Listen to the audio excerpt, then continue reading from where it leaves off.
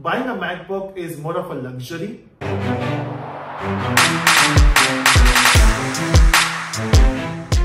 Welcome back aliens, my name is Arun Reddy, and in this video we'll talk about MacBook Pro 13-inch. Now I'm making this video because I got a lot of messages in last few weeks about a MacBook Pro. Should we buy a MacBook Pro? In fact, last month itself I bought a new MacBook. To be very honest, I don't wanted to go back to MacBook after the experience of my last MacBook, but once you get into that ecosystem of Apple, you tend to buy Apple products because it works seamlessly between all these devices. So I was using Windows machine before for some time. I was basically using Linux OS on that. So the question is, should you buy a MacBook? Now in this video, let's try to understand, is it suitable for everyone or why you should buy this machine. Now first of all, I have these two MacBooks here. This is the new one, 2020, and this is 2016 model. So this was a 15-inch machine. I don't know if you can see that properly, but this is 15-inch and this is 13-inch. So I bought this machine in 2016, I guess in the month of, or maybe 2017, I don't remember, but this is a 2016 model.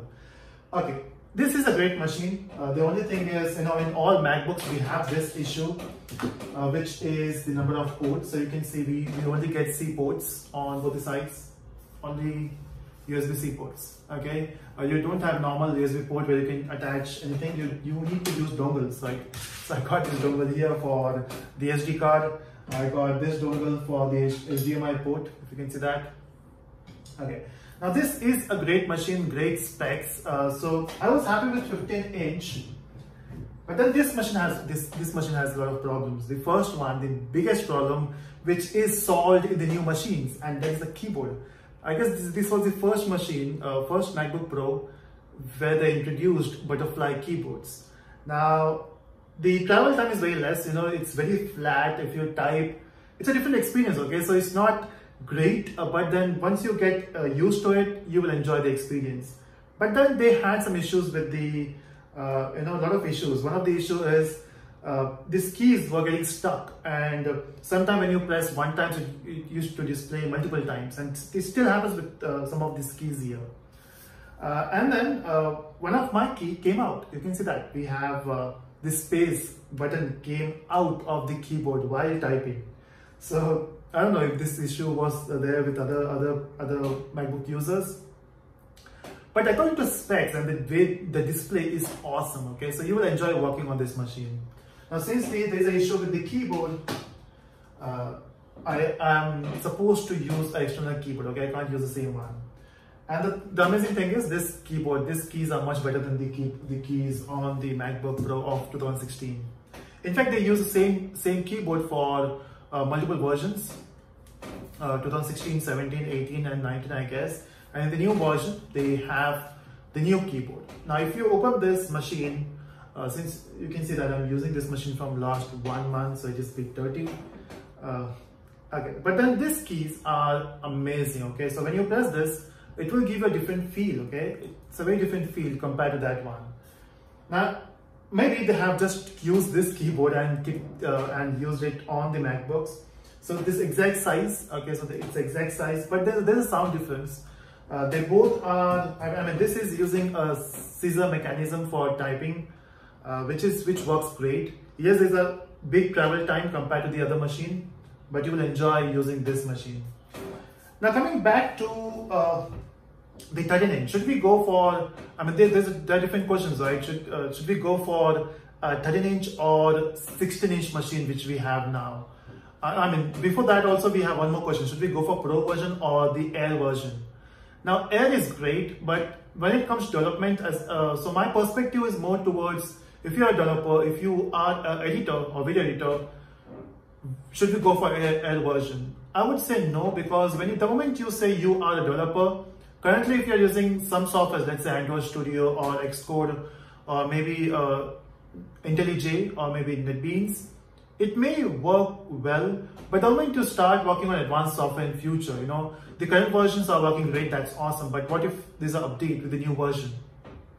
Every time you have a new updates for the new softwares or new IDEs, they tend to use more space, they tend to use more processing power, so it might not work. Air is not meant for developers. Air is meant for business professionals. If you browse online, if you check mails, if your job comes more for the presentation, making PPTs, it's a great machine. It's a great machine to travel, but not for developers. If you really want to invest in laptops, specifically Apple ecosystem, I would prefer to go for MacBook. But then again, we have two options. Should we go for a 13-inch machine or 16-inch? Because now the latest one comes with 16-inch screen. Size is almost same as the 15-inch machine, but then they have reduced the bezels. Now if you can see the bezels there, it's thick, okay, it's very thick. Compared to the latest, when you buy new machines now of paying around more than 2 lakhs or around 2 lakhs, they get less bezels, right? Dell XPS or all the new machines. But this is thick. In the 16-inch, they have reduced the bezel size and you get more real estate. You get more place to see or type code. But then if you look at the 13-inch, it's still the same size. They have thick bezels. So that's one of the offset of this machine. I don't enjoy using it for a long time. So once you switch between different laptops which has less bezels, you tend to hate this thick bezels here. Now, so I would suggest, so which one to go for if you are a developer, if you really want to invest, I would still prefer to go for 16-inch machines. Doesn't matter is it for development or for editing videos or editing images, 16-inch machine is great. Okay, because the moment you have more area to see, that you can arrange your tabs according to it, right? You can have the coding tab, you can have the the output tab on the second hand, or maybe you can browse, you can have a web page open. In small machines, you have these issues, right? You can't actually switch. You have to switch between tabs. You can't have multiple windows open at the same time. Okay, that's one of the issue. The second issue is the performance. Now, 16-inch machines, this i7 model around comes for 2 lakh rupees.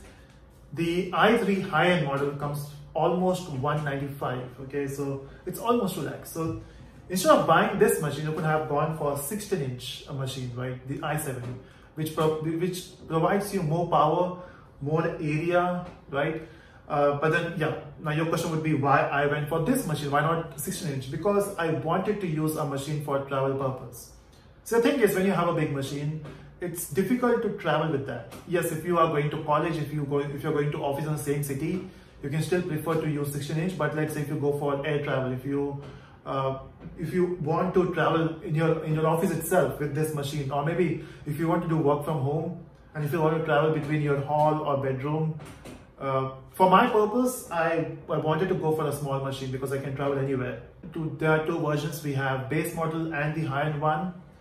Now, if you have a budget of MacBook Air, I would say increase your budget a bit and go for MacBook Pro, the base model, 13-inch, which comes around 1,20,000 if I'm not wrong. So that should give you all the things needed for your work. But then, if you really want to invest, okay, now is it investment the right word here? Not exactly. So buying a MacBook is more of a luxury. Plus, yes, it does provide you productivity, but then that depends. Okay, so you can also achieve the same productivity level on Windows machine if you're using Linux. So I will not say investment now. I would say if you have a good budget and if you want to buy a MacBook, still prefer 16-inch. But still, if you really want to focus on this machine, how this works. Now, one thing I love about this machine, it's lightweight. You can just take this machine, you can go anywhere. And I mean, if you have an idea, now normally, as an educator, if I want to make a video, if I have an idea, just take this machine and you can travel everywhere. Of course, you can do that on iPad as well. But I still prefer to use this MacBook than the iPad for several reasons, because it's still iPad OS and this is Mac OS. Mac OS provides you all the features which a developer needs, which an educator needs. So I would prefer this. The keyboard is awesome. The specs are awesome. Now, I tried editing videos on this machine. It was not that powerful.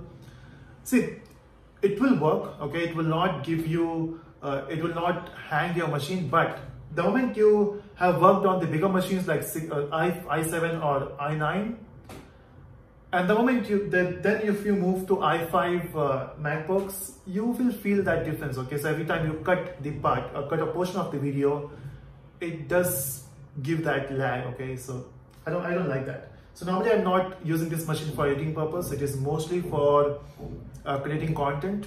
Maybe I will record videos on this machine, but not edit on this machine. So this is a great machine to use.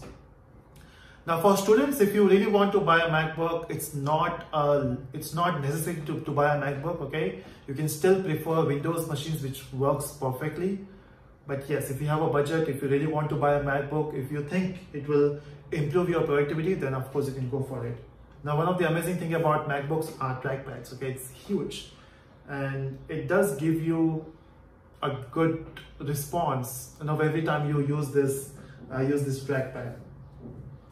Because normally in Windows machine you have scrolling like this, you know, we have vertical scrolling, but in MacBooks you also get horizontal scrolling with the trackpad. I'm not sure if Windows 10 has introduced that in the new machines, because currently I do have one Windows machine, but I'm not using it for a long time, so I'm not sure. But this provides you that feature. In fact, for editing purpose as well, I love, you know, moving the sliders using that horizontal scroll bar. Now coming back to the developer softwares. Now if you really want to use Android Studio, works perfectly, tested and it is working perfectly, Xcode working perfectly. About servers, yes, you know, when I was using the Java servers, let's say Glassfish, it took some time to load. I don't know why it was taking so much of time, having that much of power. Maybe it was just the first time it was giving me trouble. But apart from that, when I was running Django, it was working perfectly. Node.js worked perfectly. It only created a problem for the Glassfish. I'm not sure why. Maybe I was using the old version.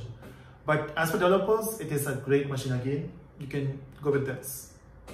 But still, my suggestion would be either go for 13-inch base model, or as a developer, 13-inch base model. If you have a budget, go for 16-inch i7. But if you have a very good budget, if you are a video editor, go for i9. That should give you a better performance. So that's it from this video. I hope you enjoyed. Let me know in the comment section. And that's it from this video. Bye.